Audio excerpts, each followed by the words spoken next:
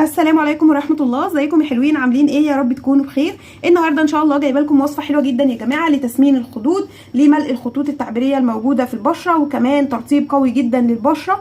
ولو انت بتعاني من الخدود بتاعتك ما في يعني مش مليانه، او مثلا عندك ترهلات في البشره، الوصفه دي باذن الله بتملى اي خطوط موجوده في البشره، وبتملى الخدود وبتسمن الخدود. حلوه جدا يا جماعه. لو انت بشرتك اصلا رفيعه، او مثلا في فتره من الفترات خسيتي وعندك ترهلات في بشرتك بسبب التخسيس، الوصفه دي باذن الله هتشد بشرتك حلوه جدا وهترطب ترطيب عالي قوي.